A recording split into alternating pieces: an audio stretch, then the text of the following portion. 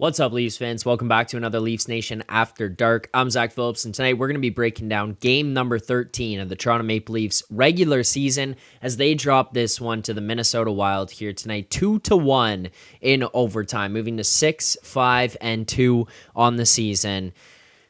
I want to jump out to this right away. First of all, it was the second night of a back-to-back, and we talked about last night on the post-game stream, and I said it in the pregame or game preview that we did earlier today. No excuses. There's no excuses for how you're going to play in this one. I don't want to hear it. You need to show up. You need to at least compete, find a way to be involved in this one from start to finish. Basically, the first 9 minutes of the first period, I thought that they looked slow. Nick said it best in separately. He's like, yeah, it looks like they're in mud right now. Like, there was a lot early on that left me with a little bit of frustration. And then about 10 minutes into the first period there, right after Minnesota scores their first goal, it changed and the Leafs were involved. They started to pick up the pace. They were going toe-to-toe with the Wild. So for me, I want to just get out of it right now and say, I don't think that there should be any concern with the way that they showed up and played here tonight, because that's a really good Minnesota team who has been extremely hot to start this season. They are one of the best records. I think it was second best record in the history of the Wild to open a season. Like, they are playing really, really well right now. They're playing really good hockey, and they are ready for this Leafs team to come in there. And other than really that first 9 minutes where it looked like they were just completely out of it, not that interested, tired, behind the play, whatever you want to call it, outside of that, I think that they played a pretty good game here tonight. You lose the game, whatever. Like, you played pretty well. Ultimately, yeah, you want the point, you want the extra point. You don't want it to be 1 point, and you went to OT. It is what it is. I don't think that there's excuses for this game here tonight. I don't think they played that poorly. I think they did a really good job of shutting down Minnesota's top line. They did a really good job of neutralizing Kirill Kaprizov. Yeah, he had a couple good moments, but outside of that, it didn't feel like he was just dominating the hell out of the Maple Leafs the whole night. So I don't think it was that big of a deal from that standpoint. There are some things in the chat here I want to get on right away. First and foremost, I saw a comment. I don't know if it was just one or if there was a few others. I saw some other people kind of in the same or similar light, but Berube has lost the room. In what world would you think that Berube has lost the room? To kind of have any sort of takeaway to get you to a point or lead to a conclusion that Craig Berube has lost the locker room amongst these guys 13 games into the season, I think is an outrageous take to have. I don't think that there's any inkling that Berube has lost the room. If you want to argue that Berube does not translate to the top guys or anyone in that group, okay, you can have that argument if you want. My argument back will be, then maybe they are the fucking problem and not Berube, right? At some point, then, you got to start to look a little bit inwards and say, maybe it's not the new guy that we brought on. This is not Craig Berube losing this locker room, and if they're not going to respond to him, then it's the players in the room at that point that you got to look into and look at the core and look at the main group of guys and say it's those guys who are the issue. Because I do think that they played heavy here. I do think that they were a tough team in below the goal line. They created opportunities down low. They've started to stretch things out and make it this low to high game where you're making it more difficult in the offensive zone. You're maintaining pressure for longer periods of time. This is a puck possession team. They need to be holding on to the puck for longer periods of time to get the other team to wear down in the offensive zone, the other team's defensive zone. I think that the team is adapting. I think that they're playing pretty well here. I think that they have looked decent, at least from the standpoint of transitioning to the Craig Berube style of play. I see a comment there from, where did that one just go? Piro, Berube was the wrong choice for these ninnies. Let's call a spade a spade. if that's the case, then maybe these ninnies are the wrong choice for the guys on the team. Like, that is what I would just want to put a stop to that right away. I don't think that this is the type of game you could even say that. I don't think that this is the type of game we can come on here and complain about their effort. That is a good Minnesota Wild team who plays hard, they play heavy, they finish checks, they make you feel it, and Leafs went toe-to-toe with them here tonight on the second night of a back-to-back. They played pretty good Berube hockey, quite honestly. So, wanted to put an end to that one. Second thing, Leafs obviously lose this one 2-1 in overtime. Saw immediately when I got on here and I sat down and we're getting ready to start. Stupid play by Domi. What is wrong with Domi? Why did Domi do this? That's Domi's fault. Okay. I agree it was not the greatest play.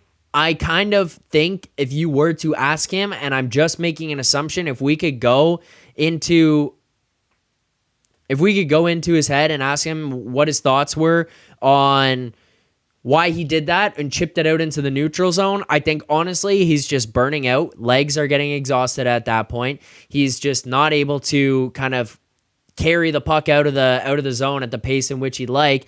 Probably thinking, I've got two other guys here with me. One of them at least will be able to help me out and chase this thing down. It's probably the wrong play, but I don't really blame him. I think those are tired legs there. Chips it out, tries to get after it, loses the race. It's not like he didn't try. It's not like there was just some like idiotic thing that went on. Chips it out. It ends up not working. To his defense there as well, blame him all you want. He's in the neutral zone when he makes that play. There is no one behind him. Like, why did both other guys change in that moment when you're watching a guy struggling with his legs to get out into the neutral zone and no one fills in underneath? Like, that's going back the other way for the Wild there on a clear-cut break. Just no support underneath. Like, there was no back support underneath. So, yes, sure, not the ideal play from Domi there for sure. A little bit of a what the hell just happened, but probably a tired decision. Where is the support? This team continues to struggle at 3-on-3s, but I don't want to deal with this whole, like, Domi idiot, Domi's fault conversation going on in the chat. Also, as well, Donnie does dishes. Donnie. What are we doing here? Couple things Donnie said I just want to say. Went toe-to-toe against a non-playoff team. Are you guys aware that you can just pull up standings? It's pretty simple. You can just go over to this little thing called NHL.com and find out where teams are, because Minnesota Wild right now are 8-1-2 on the season. Non-playoff team, what are we talking about? That's a pretty good team over on the other end, and I think that they shouldn't have missed playoffs last year. I think that they are going to be a playoff team this year, so non-playoff team, outrageous. And then the other thing is to say, 13 games into the season, you shouldn't be tired. Come on. 13 games into the season. It's not about how many games into the season you are. It's kind of the situational stuff. And I'm not giving them you are tired excuse here for the game. I don't think that they were tired for the game. I think that OT goal was probably a tired decision, a tired play that happens. So let's just get ahead of those. There is something we need to discuss here, though, and I think when we do this, we can introduce a new segment. We're trying these every single time, and I think this is a perfect one here for tonight because now it's becoming a consistent theme. So let's talk about it. We're going to call this one, it's a spin of Where's Waldo? We're going to call this one Where's Auston? Where's Auston? It's powered by Square. If you run a restaurant, you're too busy for this ad, you're thinking about how to get more orders flowing and new locations opening. You need to get more customers and keep them coming back. So really, you're already thinking about Square, because Square Restaurant Tech helps more than 400,000 restaurants do all those things and more. So when you're thinking about your restaurant, think bigger and think Square. Go to square.ca and see why Square is big in restaurants. All right. Let's get to our segment. Where is Auston? Because I talked about it last night. I'm not really ready to just pile on him and say he's not playing well or anything like that. I think he's playing fine. You look at his expected goals and his expected goals percentages at 5-on-5 and everything like that every single night, and he's there. He's making an impact on the game. I pull it up here again tonight. He's the second highest player on this Leafs team with an expected goals percentage at 5-on-5. Marner's the only one who's ahead of him here. Matthews, 66.78% expected goals percentage. So you guys can get mad about the numbers all you want and say, oh, numbers, schmumbers, whatever, and just say they don't matter and that kind of stuff. And for the most part, I'm not going to sit here and defend him on that kind of stuff and go nuts about it, but I just wanted to at least give those numbers to point out that he's not playing terribly, right? Like, he's not playing this terrible style of hockey where he's a net negative every single night. That's not happening. So I want people to stop with any of that conversation. But what I will start to have to do here, and I think we will do as a show, and it's going to be a thing, and you guys can talk about it here in the chat as well, and it's going to be fair as it goes forward. Last year, Connor McDavid, to start the season, had a quiet start to the season. Their team struggled. Connor McDavid gets called out by media at that point. Where is McDavid? Where is McDavid? He's not contributing offensively. He doesn't look lethal every single time he goes out there. And all those things were true. And then all of a sudden, Connor McDavid starts to turn it on. The Oilers season turns around. The guy goes on an absolute tear, and it just changes the direction of the team, the mentality of the team, and how people had to handle them every given night. I love that Auston Matthews is playing very well defensively. Still one of the best defensive forwards in the entire NHL. Top 3 Selke last year. Or Selke nominee last year. Like, this guy is a premier defensive forward as well. He's an incredible 200-foot forward for a guy who can score 69 goals. The problem with this guy right now is that it feels like offensively he is... I don't even know like the proper way, like terminology to describe it, but he feels like he's just not calibrated. Like, the offensive stuff that we're seeing from him right now is so strange. I'm watching him on the power play, not shooting the puck. I'm watching him on... And I'm not saying he's not shooting the puck this year. The conversation is more so that he goes on the power play, and there are times where you're looking at a hole like this big. And I'm like, I'm not hitting that. Most of the guys on the team and around the NHL aren't hitting that. But you are Auston Matthews. You could hit that. That's where we were looking at last year and seeing those goals and being like, wow, he did it again. Another highlight reel goal by Matthews, picking off a corner. I don't know if he's thinking too much, if he's double clutching everything, if he feels like he has to be passing around more and distributing and not scoring as much. I don't know what it is. But it feels like offensively, that level of danger that you felt every time Matthews would go on the ice has not been present so far this season. There's spurts, and it shows up every now and then. But again, here tonight, Auston Matthews, 3 shots on goal. And I know that it's hard to get the puck on net at a super high rate. It's not like it's just like everyone's doing it. I mean, even looking over at the other side, Kaprizov, 1 shot on goal. The Leafs played really well defensively against him. But I'm watching some of these and going, you had a chance to shoot, you just decided not to. And those ones feel so strange to me to watch this because I think in years past, he would have just shot it. So, I don't know if there's a hesitation. I don't know if there's an injury. I don't know if he's been told not to shoot as much. I don't know. But some of it is getting really frustrating, and I want to point out he is playing really well in other aspects of the game, but he's not having that lethal, he could score at any given moment type of performance so far this season. And that is driving me nuts watching it because there are so many times where I say to myself, why didn't you shoot that one? Not, oh, he got stopped. That's a good play. Like Nylander, you see him get into the zone, breaks in, bang, guy takes up his stick. He can't get the shot off. That's fine. The shot doesn't go. He broke through, and it just doesn't happen. Or a guy gets himself into a spot. He goes to shoot the puck. Defender comes across, gets in the lane. Then you're not going to shoot it. But that's not happening right now. There's a lot of hesitation. It feels like there's a lot of overthinking. So offensively, it feels like he's just not quite there. I don't know if something's wrong or he was told not to, but some of that part of his game is not there. And it's through a couple games, you can say, it is what it is. Through 13 here now, it's starting to feel like what's going on, and actually bringing up questions about this guy and his lack of offensive threat, really, I guess, to start the season. 13 games in, and he has just not felt the same level of dangerous that he has previously, at least on his offense.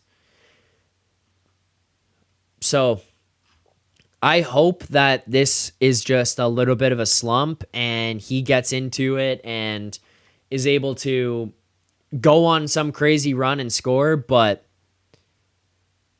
yeah, I don't know what's going on there. There is a lot of you guys in the chat right now saying Berube's not holding them accountable. Berube's not holding them accountable. Won't do it no matter what people in the media say. Genuinely curious, like, what is it that you want them to do? Do you want them in the press box? I actually want to know. Like, what is it that you guys are looking for when you're telling me in the chat right now, Berube is not holding these guys accountable? What is it that you want him to do right now? Holding them accountable for what? Because Matthews isn't scoring. As I laid out, he is playing pretty well. He's just not scoring. So what is Berube going to do? Sit the guy for that? Though, like, that's what I want to know. What is it that you guys want in the chat? Right now. If they were playing terribly, if they weren't buying into the system, if they weren't playing well defensively, yes, I would say that's fair. What is this punishment you guys are looking for right now to kind of whip these guys into shape? That's the disconnect I'm having. Super chat here.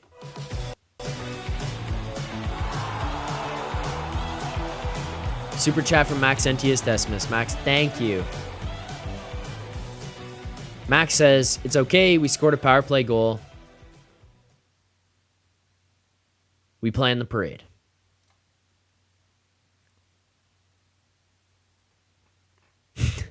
Scoring the power play goal was like a funny thing because, like, there was part of me, just honestly.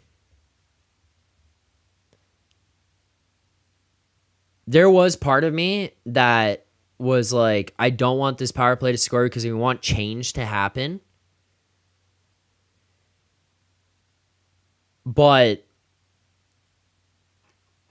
I don't know. Maybe them scoring with the 5 forwards out there makes it feel a little bit different. I'm very interested how this plays out over the longer term here because I don't think it looked that great. They got a good opportunity on the pass across. Nylander buries that, but it's like,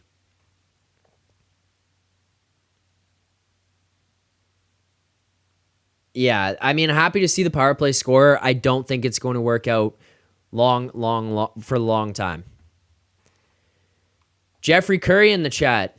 Jeffrey says, I got to address this because the funniest thing is that Zach thinks that the Leafs are in win now mode. Take more sniffing salts, pal. Jeffrey, call in. Why don't you explain to us what you think a win now team looks like? Because I will tell you that a win now team looks like a team that has a guy who's winning the Rocket Richard, is nominated for the Selke, goalies who are playing above average in the regular season, are teams that are finishing at the top of their division every fucking year, putting up 90 to 100 plus points every season, are running through their divisions, are getting guys who are making 11, 10, $12 million. So what the fuck else could you possibly be looking for a win now team, Jeffrey? You've got young players on the roster. You've got some pretty decent defense. Your team plays well as a whole, offensively and defensively. So I will tell you what. It is and has been win now for this group. When you have these types of players here, you need to go all in every single chance you have without tarnishing any opportunity for the future, obviously. You need to do it responsibly, but it is win now. If you are sitting here telling yourself this isn't win now, you need to check around the league and figure out how this game works on a day-to-day basis, because this is win now. This team is in win now, and they have been in win now. You are coping with yourself. Coping. To say, oh, they never were in win now. You need what terrible decision. No. You're jaded. You're upset. That's fine. But to say this team is not in win now is a blatant lie to yourself. Or you just don't understand how this game works. It is what it is. Jeffrey, you want to call in, face the music, and have the conversation? Call in. But you won't. You won't. We've done this song and dance before. Nothing to back it up, Jeffrey. Nothing to back it up. Matt Donovan, why are everyone getting so worked up about how this team is playing? This isn't a surprise. Team's core needs to be shaken up. Not all superstars can work together with chemistry. Matt, why everyone's getting worked up over this team is playing. This isn't a surprise. I mean, I think that the thing is you're hoping that a new guy who comes in here and is the voice of reason at the top is going to be able to change the attitude and mindsets and get some buy-in from these guys. I know people are going to be frustrated with that and saying they can't do it. They said that about Ovechkin and said he's not a guy who can buy in and who can take you over the top and get it done. It didn't happen for a long time for them. Barry Trotz came in there, turned it around, said, Ovi, you want to win a cup, you want to play, we're going to get it done. You're going to sit if you're not playing defense. You're going to sit if you're not back checking. You're going to sit if you're not finishing checks and blocking shots. And those guys turn it around. Watch Alex Ovechkin now. Watch, there's a highlight from him 2 nights ago. He's preparing, maybe even last night. He's preparing to play on the second night of a back-to-back. They're winning 6-2 in the game. There's an opportunity down around their net, and he chases all the way back as fast as he can, lays out to break up the play. Like, he changed his mindset and bought in and said, you know what? If I want to win Stanley Cups, if this team is going to have any type of success, and we're going to do anything more than just me scoring 1 million goals every year, I'm going to buy into the other aspects of the game. So there was a thought and a belief that if Craig Berube and the right voice who could turn things around came in here, then that could happen. As for this isn't a surprise, if they just ran it back with the same coaching staff, I would say for sure not a surprise. The fact that they ran it back with the 4, it's a little bit more of down that road of this isn't a surprise. But this was the first time ever that we had a belief that it would be like this huge turnaround. I also don't know, like, there's not really need to panic here tonight after a game that was a really good game against this Minnesota Wild team who is really good right now. This was a good game here tonight. You just didn't win. Gord, it wasn't a bad game. Last night was a bad game. Agreed. And last night wasn't even a bad game at 5-on-5. They were 0 for 4 on the power play last night. So you're seeing the team play differently. You're seeing this stuff come into them where it's not forced full 60 minutes, and that's what we want to see if you're going to have any long-term success, if you're going to have any opportunity. I don't know. Like, you're seeing it start to go in. It needs to last for a full 60 minutes, but yeah. JBBJ, are you seriously fucking trying to compare Ovi in his prime to Matthews now? You just proved you are worse than a moron. JBBJ, Go check out their goal scoring paces, how many goals they had scored at that point in their careers. So JBBJ, unless facts don't matter to you, I don't know what you want there, brother, because yeah, it's pretty much on par for the goal scoring stuff. As far as goal scorers in this league, there is a very real possibility that is being discussed by many people around the league at this point in time that, you know what? Matthews at the end of his career could actually be a better goal scorer than Alex Ovechkin. So maybe don't just go firing away random shit and chats if you actually don't have any idea. Maybe. Super chat here.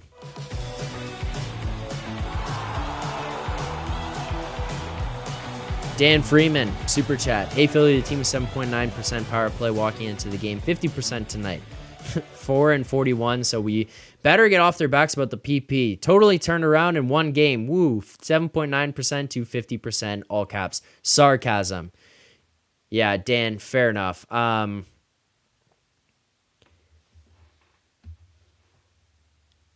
It's nice to see them score. I'm not fully convinced that this power play is back. They were 0 for 19 on their last 19 until they scored on that one, making it like 1 for their last 20, 4 for 41 on the season so far. It's just not been good enough. I think even to that point when they scored that goal, they didn't look all that lethal and all that direct, like what Berube was talking about how he wanted, what he wanted. You're just kind of missing some of that like purpose and intensity and drive and getting to the net hard and fast. Like that is not happening with this group where they're crashing downstream and getting to the front of the net, especially on these power plays. Like it needs to be better in general. They scored here tonight, so we can't go too crazy on it, but yeah, I mean, 1 for 2 on the power play tonight. At least you scored, and it's the one goal that ties the game. You go to OT. It's like those just make you at least feel a little bit better because if we walked away from this one, you lose 1-0 again, you go 0 for 2 on the power play, we could have the same conversation as last night. Score a power play goal, and maybe things can feel a little bit different. Also, at the other end, that Wild team was 30th in the NHL in the power play going into this one. 30th. So, yes, it's good to score, but you're going against a power play that has not been that great right now. Or a penalty kill that has not been that great, I should say. So, there's like, let's work on some of these things. Some of that stuff it still needs to be better. Hopefully coming back home can at least, I don't even know, like get you an opportunity to look at film, start practicing, focusing on this one and practice more. I don't know, but yeah, okay, you scored on the power play here tonight. Still not the greatest. Still not the greatest. All right. I also want to shout out Anthony Stolarz here tonight. Give him credit for the way that this one was played. Stolarz, 31 saves for 33 shots against, 939 save percentage. If he didn't play the way that he did to start this game, when the Leafs are getting peppered, I think it was shots were like 9-1 or 10-1, 9 minutes into the first period. It could have been a very different direction. They were getting some decent looks from the Wilds early. They were just kind of collapsing this Leafs team in, and it was not pretty early on. Like I thought that this one could have gone and looked real ugly for this Leafs team very quickly. Stolarz plays great and it shuts it down. As for how he played for the rest of the game, pretty much a complete stud. I'm trying to find any stats for goals saved above expected for him here tonight, but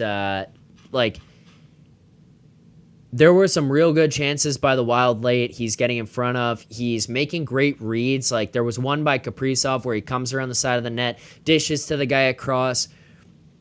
Stolarz is watching him come around the side of the net, jumps out to the guy out front and gets big and in front of the puck, makes a great save coming across, loses a stick in the play. That was one thing that happened a bunch here tonight, losing the stick a lot, but gets across, gets in front of it, makes a save. There's another one in, I think it was the second period. He's over on the other side of the net. He's prepared as the puck comes out. He knows the puck, there's a guy out in the slot, makes a quick read across, squares up to the shooter, makes another save. Like, he was making some big saves on some defensive breakdowns by this Leafs team that really, really bailed them out. He looked really good. He looked really calm, and I think just his energy back there behind this team helps them a lot, feel a lot more confident, take more risks when you need to later on. Just puts them in a much, much better position here in this game tonight. And if it's not for Anthony Stolarz, this could have probably been a much worse looking game for the Leafs team based on how this game started especially. They kind of turned it around. They had some awesome, awesome shifts where there was consecutive time. Like there was a point in the third period from 10 minutes left to 7 minutes left where they just went out there and were hemming the Wild into their own zone, cycling the puck down low. They went through basically like 4 lines in that 3 minutes where they were just holding everyone in, able to make changes, getting shots on net, recovering rebounds. Even if the puck came out of the blue line, they would turn it back in quickly. Like there were a lot of positives that came up throughout this game. When you do consider the back-to-back, consider some travel, consider being on the road. Like, yeah, there's a lot of positives within that. You want to win the game, but you went to OT against a really good Wild team. I want to continue to see them adopt Craig Berube's style of play from the top of the lineup to the bottom of the lineup. But otherwise, I think that this was like a pretty good game for this Leafs team tonight. Started slow and then went in the right direction the rest of the way. Felt pretty tight defensively. Stolarz played really well. I want more from Matthews. I want him to be way more dangerous. But this is not like what the hell were we doing tonight?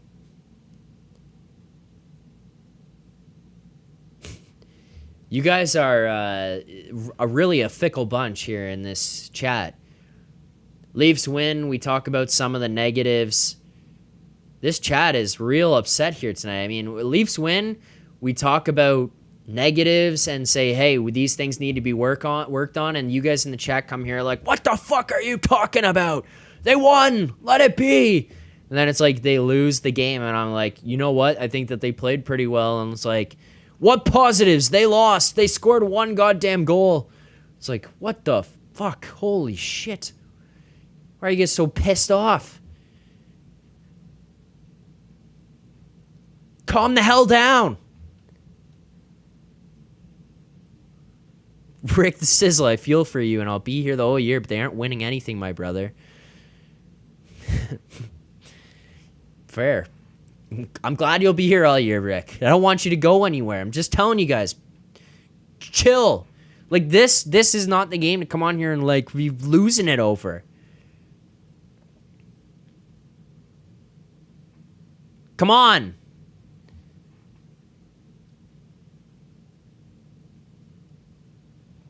Relax. The games to lose it over was the St. Louis and Columbus ones earlier. The game to lose it over was last night rather than tonight.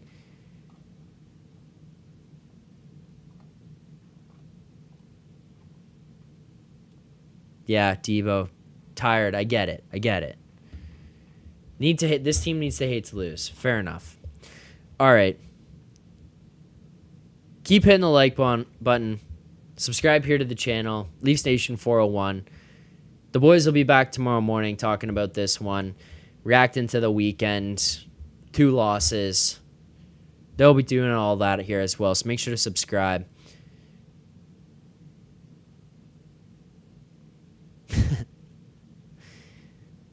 We'll be back. They'll be back tomorrow. I got a few more things to get to here before we finish the stream. So make sure to stick around, subscribe, like, all that kind of stuff.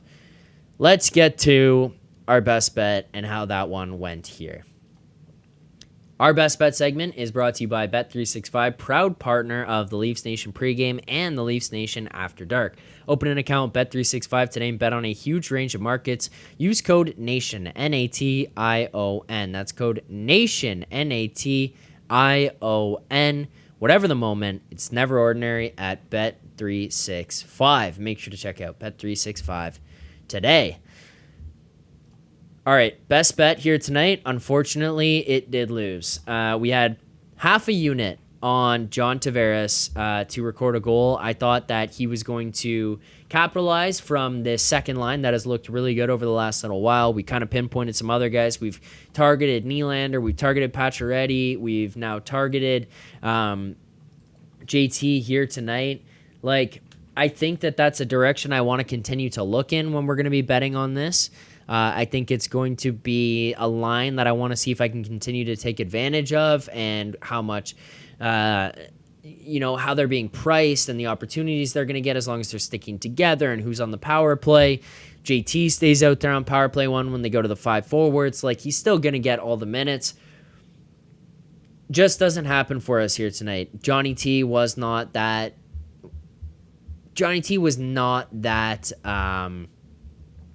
dangerous offensively. He had, I felt like, a chance or two, but not really what I would have expected or hoped. He was 0.01 on expected goals here tonight. So, like, he was around the net more so, but just not.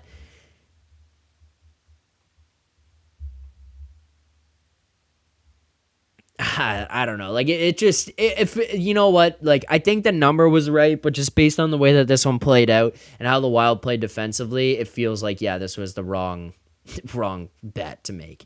I looked at Nylander. I needed a much better number than what we were finding on Bet365, so we didn't give it out. I don't want to do anything with power play. You guys genuinely tell me, like, would you have come on into this one and bet the Leafs on the second night of a back-to-back against this really good Wild team who started the year really well? Like, I don't want anything to do with it. The only way I could have looked was the under, but I was a little bit sketched out that they were going to be tired and potentially blown out, or flip it the other way. Like, this team right now, just sides and totals is really concerning. I just want to focus on points and player props and stuff. Doesn't work for us here tonight.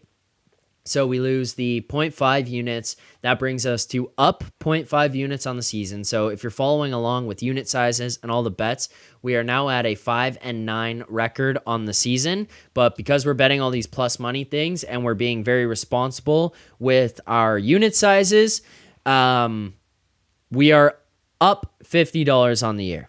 So we're still up money. We lose $50 here tonight, but we are up $50 on the year if we're managing our bankrolls responsibly. So please be doing that.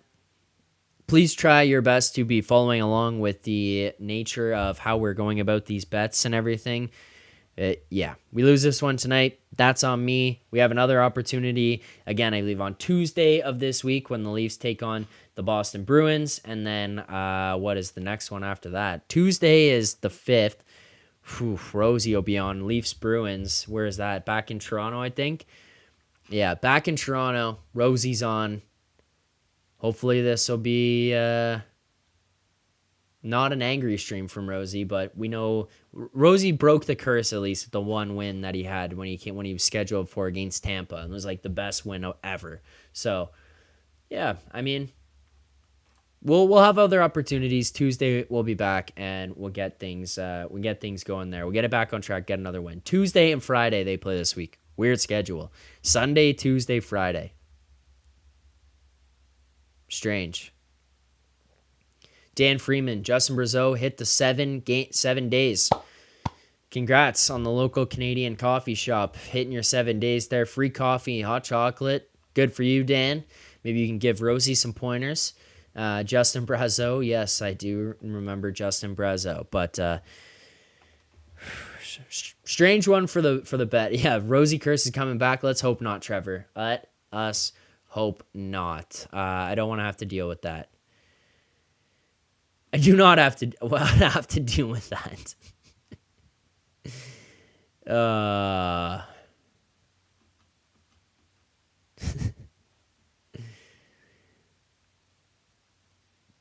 If we have to have another Bruins loss, dear God.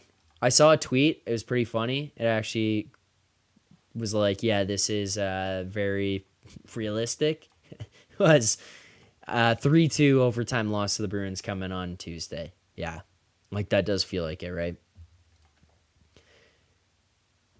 Chris Arsenault, just bet on old Leaf players to score coffee all the time. Fair enough. All right, let's get to our play of the game.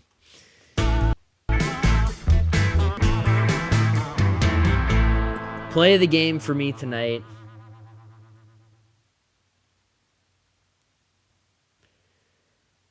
What am I going to do for play of the game?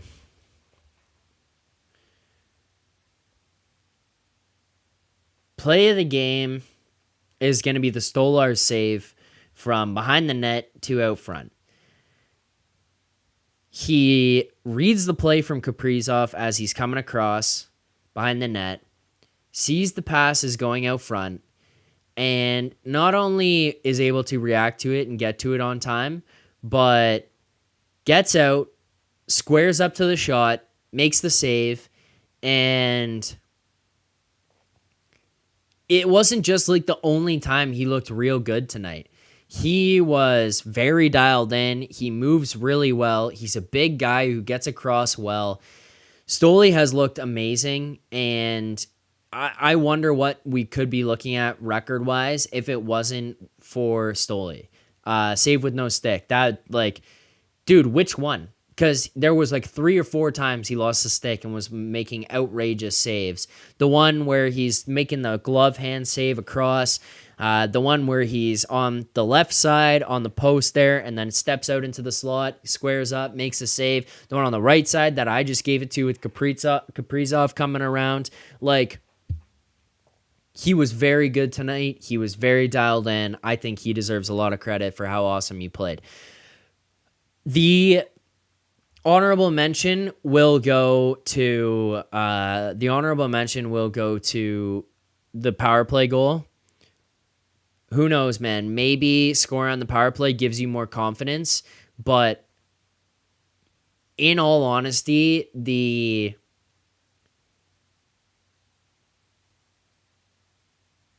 power play still does not look that dangerous to me. They feel a little bit stagnant. I don't necessarily love the 5 forwards and Mitch being back there. Like, we want a threat of a shot from the point.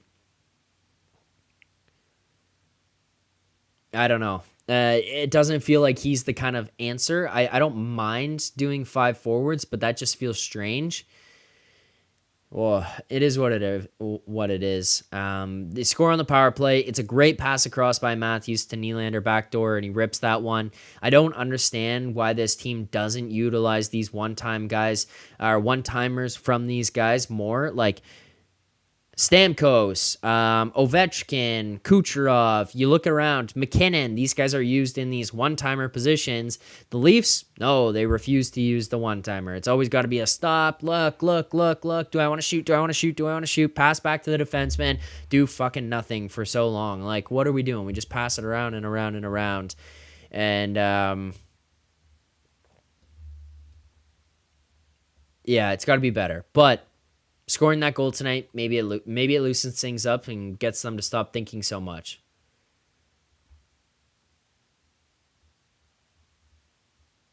Strange. Rick there says, at least 2 more losses in regulation without Stoli and Zach. The power play isn't dangerous. That pass was still a forced pass across the ice. That was so predictable. I agree. Like, I do agree with you, Rick. Do agree with you. Yo, this chat is... You guys are losing your minds tonight. Denver, Zach, stop crying. What? Denver, call in. You guys want to yap in the chat? You can call in. Send me a message. We can talk about the team. More than fine to do that. Come on. Yeah, Mark. Chat. We're okay. It's fine. The Edmonton Oilers lost like 30 games to start the season last year. Fired their coach and went to the Stanley Cup Finals. Relax. We're fine. I'm not saying they're going to the finals, but it's like we're at 6-5-2, and we're like, people are losing their minds. Yeah, get on here, Denver. You want to call in? Call in. All right. Let's get to our grades of the game to wrap this one up. You guys hit the like button. Also, I saw someone earlier say if the Bruins lose to the Leafs on Tuesday, they'll get that Montgomery might get fired. Honestly, I would, if you can find somewhere to go and stop betting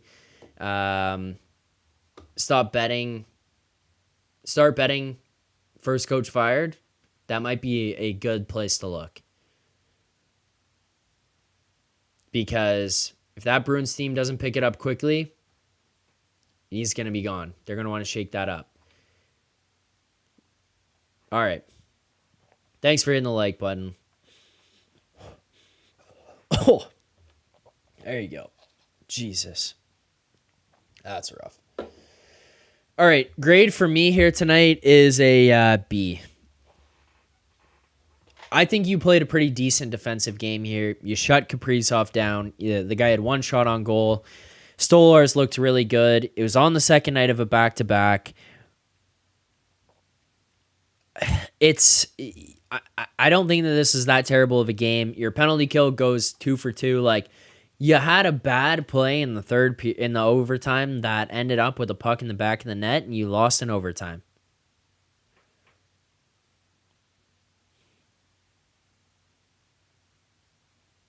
Like, can we really sit here and say that this is that terrible of a game tonight? I don't think so.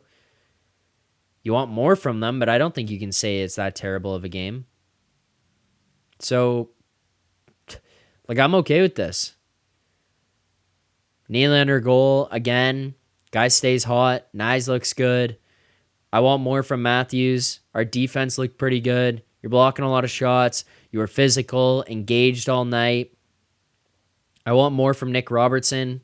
Stolarz looked great. Power play scores. There's a lot of stuff here that you guys would have been saying in the past. Well, you got good things happen out of this one. So why can't we be okay with that? Offense looks terrible for the most part, Zolo4 says. I don't think that they look terrible. I think that there's also that adaptation to the style of game that's being played right now that we were all told was going to be coming and was going to be a part of this team for the foreseeable future. I did the show with Rosie earlier in the preseason, and we were talking about, hey, you know what? There's going to be some adjustment. Maxime Lapierre, there's going to be adjustment. Don't expect this right away. Have patience. I would want this to be better. But, yeah, like Rick said, predictable. Yeah, predictable, for sure. But I think you played better. It's the way you played in the loss. I don't think it's that bad. Dean, 1 goal, Zach, 2 goals last night. Not good enough. I get it. This game tonight, though, was a slugfest game. So I understand last night, I 100% think that would have been something you wanted way more goals, way more offense from, especially against St. Louis. Tonight here, I don't think that it's like, I'm not losing my mind about the way that this one was played. It was a tough, slower game offensively for everyone. That's going to do it for me here tonight. I appreciate you guys in the chat, even though you were all fairly upset here tonight, whether it was with me or the team, in a game that I really didn't expect you guys to be that pissed off about. You were. So, I mean, we'll figure this one out. We'll be back here on Tuesday. That's one that I think is going to be. Yeah, you know what? Like, that's fair. Dean says, I'm 56 in 2 days, Zach. My patience is running on fumes with this team. Yeah, like, I can understand that stuff. That makes sense, Dean. I get that. I'm not going to blame you for that either. I understand. I understand people's patience running thin. I just personally was, like, watching that game, and I'm like, I didn't think that this was a lose our minds like game. I don't know. I understand, but yeah. We're back Tuesday. Hopefully better then. Anyways, this is being game number 13 of the Toronto Maple Leafs regular season, losing this one 2-1 to the Minnesota Wild in overtime, going to 6-5-2 on the season.